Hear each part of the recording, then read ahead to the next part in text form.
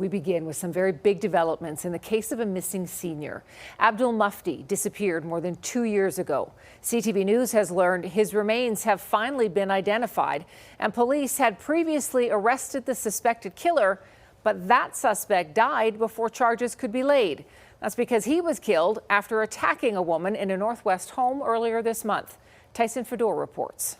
It was this home on Falworth Way Northeast where 71-year-old Abdul Mufti was last seen alive on August 3rd, 2023. But it was this field near Stony Trail and 36th Street Northeast where his remains were dumped.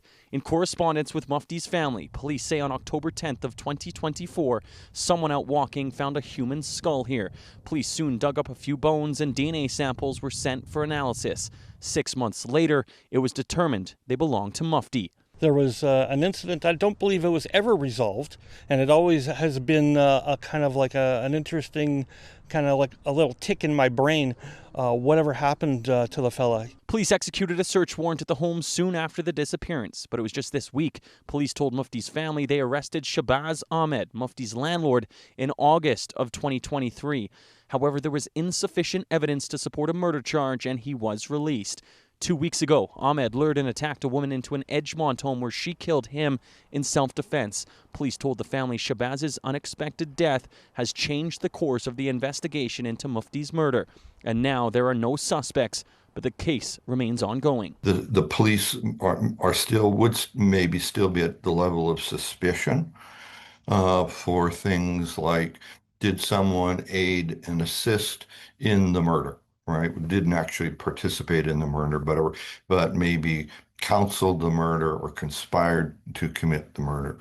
Mufti's family has been left in the dark about what happened. His daughter spoke to CTV News in 2023, pleading for help. Our prime concern is that we want to know, is my father is alive or not? Mufti's daughter is now questioning investigative efforts, saying that this case raises critical questions about the enforcement of Canadian law, and that had proper investigations and due diligence been carried out at the appropriate time, her father would be alive today, and his tragic murder could have been prevented. And now the family remains waiting for answers they're unsure they will receive. Now, Tyson is in the area where Mufti's remains were found tonight. And Tyson, this case does remain open for police.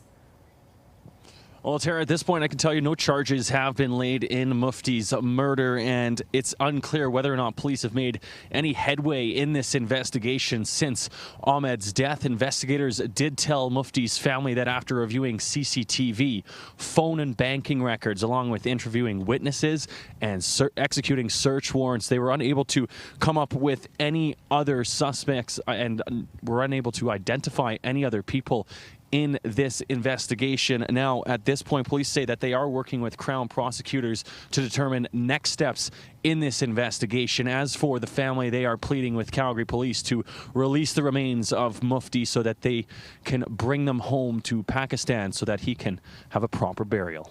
Tara? Okay, Tyson Fedor reporting. Tyson, thank you.